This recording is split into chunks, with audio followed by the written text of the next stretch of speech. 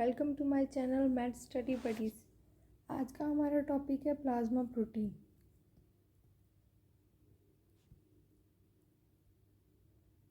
Last जो lecture था blood वाला, उसमें हमने डिस्कस किया था कि प्लाज्मा प्रोटीन कौन कौन से होते हैं। तो 3 तरीके के प्लाज्मा प्रोटीन होते हैं, एल्ब्यूमिन, ग्लोबुलिन और फिब्रिनोजन।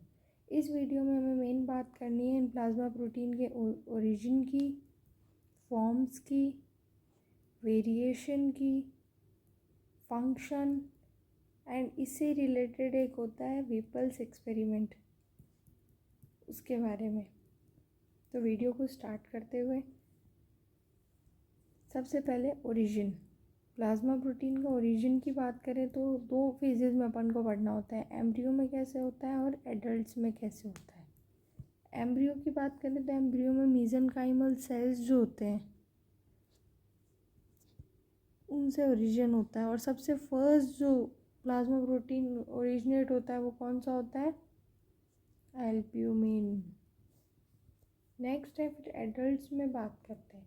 तो एडल्ट्स में एल्ब्यूमिन कहाँ ओरिजिनेट होता है? लिवर में। उसके बाद फिब्रिनोजन कहाँ होता है? लिवर में सिंथेसिस होता है उसका भी। और ग्लोबुलिन की जो बात करें तो ग्लोबुलिन डिफरेंट, मेनली इम्यूनोग्लोबुलिन की बात की जाती है, इसलिए डिफरेंट साइट्स पे इसका ओरिजिन होता है।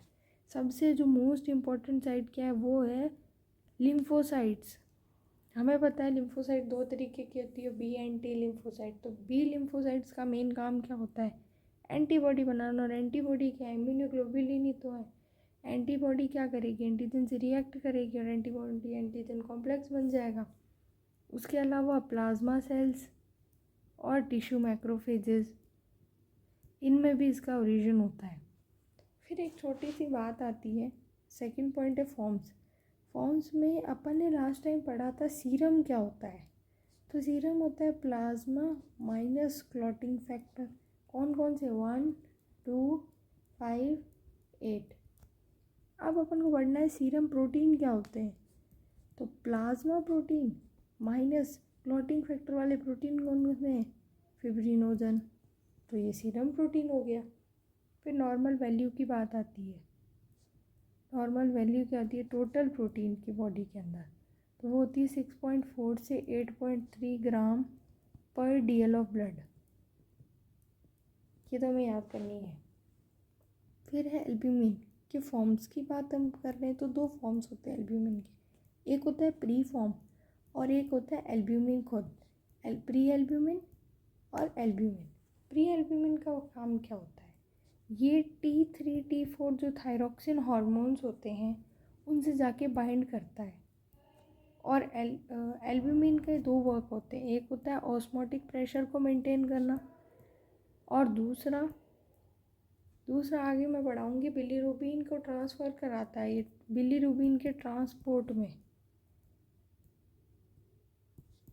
जब हम जॉन्डिस वाला पार्ट पढ़ेंगे तब हम पढ़ेंगे कि बिलीरुबिन जो है वो एक पार्ट से दूसरे पार्ट में ट्रांसफ़र होता है। तो उसके ट्रांसपोर्ट में हेल्प कौन करता है? एल्ब्यूमिन करता है। नेक्स्ट है फिर हमारा सेकंड नंबर है ग्लोबुलिन। ग्लोबुलिन के 3 तो अपन ने पार्ट्स तो पढ़े थे, अल्फ़ा बीटा गामा, बट अपन को यहाँ पे इसके फॉर्म्स देखने। तो अगर ये जो है कार्बोहाइड्रेट से जाके कंबाइन कर जाएगा प्लस प्रोटीन, तो क्या बोलेंगे इसको? ग्लाइकोप्रोटीन। नेक्स्ट है लिपोप्रोटीन। लिपोप्रोटीन तो सब समझ ही चुके होंगे, लिपिड प्लस प्रोटीन। अब इसमें 3 फॉर्म्स होते हैं। मेनली बायोकेमिस्ट्री का टॉपिक है, फिजियो में इतना इम्पोर्टेंट नहीं है और इतना डिटेल में कोई नहीं पूछता, पर ठीक है 2 लाइन एक्स्ट्रा बढ़ाने के हिसाब से लिख सकते हैं। Chylomicron, VLDL very low density lipoprotein, LDL low density lipoprotein and HDL। ये हमें एक चीज़ याद रखनी है कि जब हम यहाँ से यहाँ आ रहे हैं तो फैट का जो कंटेंट है ना वो कम होता जा रहा है, यानी कि हम गुडनेस की तरफ जा रहे हैं। तो इसको अपन क्या कह सकते हैं? इसको अपन गुड कोलेस्ट्रॉल बोल सकते हैं। और इसको क्या बोल सकते हैं फिर अपन? बैड कोलेस्ट्रॉल, याद रखने का बस तरीका है।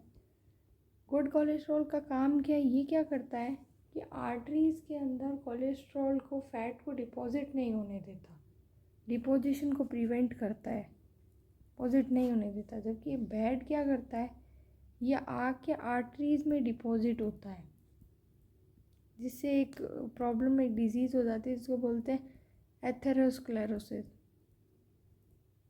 बट ये तो चलो इसका बैड काम है, पर वैसे देखा जाए तो मेन इसका फंक्शन क्या है, तो इसका मेन फंक्शन ये है कि ये रिपेयर करता है सेल मेम्ब्रेन को, प्लस जो अपने स्टीरॉयडल जो भी जितने भी हार्मोन्स होते हैं उनके सिंथेसिस में यूज़फुल होता है। तो क्या पढ़ा हमने, लिपोप्रोटीन जो है वो 4 तरीके के होते हैं, chylomicron, VLDL, LDL and HDL। HDL good cholesterol, ये बैड कोलेस्ट्रॉल। गुड कोलेस्ट्रॉल क्यों, क्योंकि आर्टरीज़ में डिपॉजिट नहीं होने देता, जबकि बैड कोलेस्ट्रॉल क्यों, क्योंकि आर्टरीज़ में डिपॉजिट होने देता है। अब नेक्स्ट है हमारा टॉपिक, अपन क्या पढ़ रहे थे, फॉर्म्स पढ़ रहे थे, तो उसमें फिर थर्ड में तो वही है फिब्रिनोजन, इसकी कोई फॉर्म वैसे है नहीं। फिर एक फॉर्म होती है सीरिलोप्लाज्मिन। इसका काम क्या होता है, इसका मेन काम ये होता है कि ये कॉपर को के ट्रांसपोर्ट में हेल्प करता है, और अगर ये ढंग से नहीं काम कर रहा तो क्या होता है, एक डिजीज़ हो जाती है जिसको बोलते हैं विल्सन्स डिजीज़।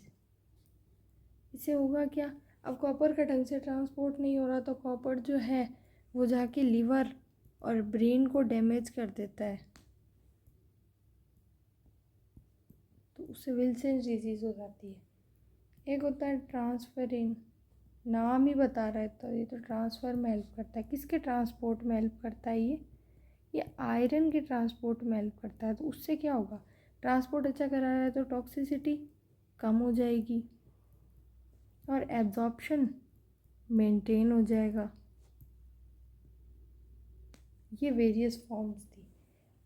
क्या क्या पढ़ लिया हमने, ओरिजिन पढ़ लिया, फॉर्म्स पढ़ ली। अब हमें नेक्स्ट टॉपिक पढ़ना है विपल्स एक्सपेरिमेंट क्या होता है, क्योंकि ये इसी के सिंथेसिस से रिलेटेड है। विपल्स एक्सपेरिमेंट, तो इसमें ये समझना है हमें कि ये एक्सपेरिमेंट जो है वो क्यों किया गया। मेन इसका एक्सपेरिमेंट का मोटिव ये था कि अपन को रेट ऑफ रीजनरेशन और प्लाज्मा प्रोटीन का पता लगाना था कि प्लाज्मा प्रोटीन नए कब बनते हैं। अपन ने क्या किया, एक डॉग लिया, कैसा लिया, स्टैंडर्ड प्लाज्मा डिप्लीटेड डॉग लिया, ठीक है। उसका ब्लड विड्रॉल किया,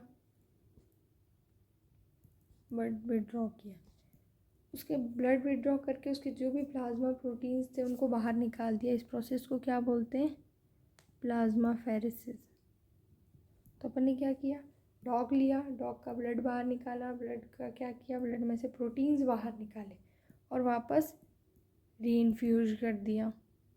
इसको अपन बार बार रिपीट किए जा रहे हैं इस प्रोसेस को, कब तक, टिल प्लाज्मा प्रोटीन की कंसंट्रेशन लेस देन 4 ग्राम पर DL नहीं हो जाती, तब तक हम इसे रिपीट करे जा रहे हैं, बार बार यही प्रोसेस कर रहे हैं।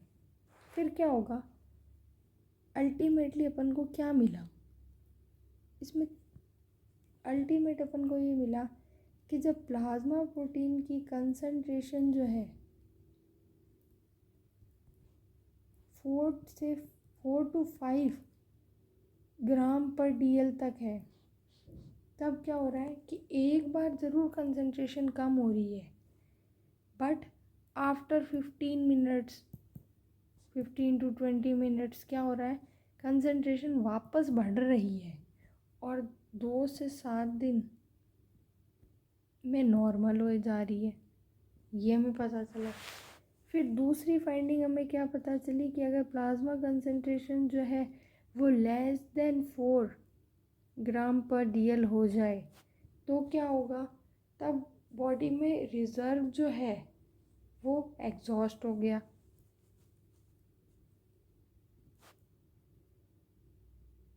यानी कि बढ़ रहे हैं बट और ज़्यादा टाइम लेके बढ़ रहे हैं। कहने का मतलब ये, इसमें 5 से 7 दिन में नॉर्मल हो रहे थे, इसमें ज़्यादा टाइम ले लेगा। और तीसरा है कि लेस देन 2 ग्राम पर DL हो गया तो जो एनिमल है वो शॉक की कंडीशन में चला जाएगा, अल्टीमेटली डेथ की कंडीशन जनरेट हो जाएगी। तो हमें 3 फाइंडिंग मिली। अब इससे हमने कंक्लूजन क्या निकाला? मेन एक्सपेरिमेंट कर दिया, फाइंडिंग भी मिल गई, कंक्लूजन क्या निकला? कंक्लूजन ये निकला कि प्रोटीन जो होते हैं वो 3 टाइप के होते हैं। एक होता है फिक्स्ड, यानी कि जो डिस्पेंस नहीं हो, इनडिस्पेंसेबल। एक होता है डिस्पेंसेबल और एक होता है लेबाइल। फिक्स डिस्पेंसेबल का मतलब कुछ भी हो जाए मैं तो डिस्पेंस होऊंगा ही नहीं, मैं तो मोबाइल नहीं हूँ, मैं नहीं आऊँगा कुछ भी हो जाए। पर मेरा काम, इनके कहने का मतलब ये है कि यहाँ पर हमारा काम क्या है? असेंशियल जितनी भी मेटाबॉलिक एक्टिविटी उनको मेंटेन करना।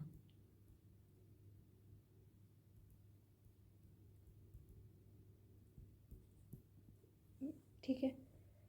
डिस्पेंसेबल का मतलब ये है कि जब हमारी रिक्वायरमेंट होगी तब हम आएंगे, डिस्पेंस होएंगे ब्लड के अंदर। और क्या होगा? जो स्केलेटल मसल है या ग्लैंड्स है उनका प्रोटीन जो है उसको ब्रेक डाउन करेंगे हम। ठीक है। लेबाइल का मतलब ये है कि इमीडिएटली ब्लड में रिलीज हो जाते हैं ताकि जो प्रोटीन लॉस हो रहा है उसको कंपनसेट करें, इसीलिए ये इमीडिएटली ब्लड में आ जाते हैं। मेन यही था विपल्स एक्सपेरिमेंट कि अपन को rate of regeneration of plasma protein पता लगानी है। स्टैंडर्ड एक डॉग लिया जिसका प्लाज्मा डिप्लीटेड है, उसका ब्लड विड्रॉल किया, फिर उसमें जो है प्लाज्मा फेरेसिस की, फिर री इन्फ्यूज़ कर दिया, फिर हम रिपीट करे जा रहे हैं प्रोसेस। कब तक किए जा रहे हैं? जब तक उसके जो प्लाज्मा प्रोटीन की कंसनट्रेशन जो है 4 ग्राम पर DL से कम नहीं हो जाती। फिर हमें फाइंडिंग्स क्या मिली इसमें कि प्लाज्मा कंसनट्रेशन जो है 4 to 5 ग्राम पर DL जब तक पहुंची तब तक नॉर्मल कंडीशन डेवलप हो सकती है। फिर 4 से अगर कम हुई तो रिज़र्व ख़त्म होने लगा, और उससे भी कम हुई तो शॉक की कंडीशन डेवलप हो गई।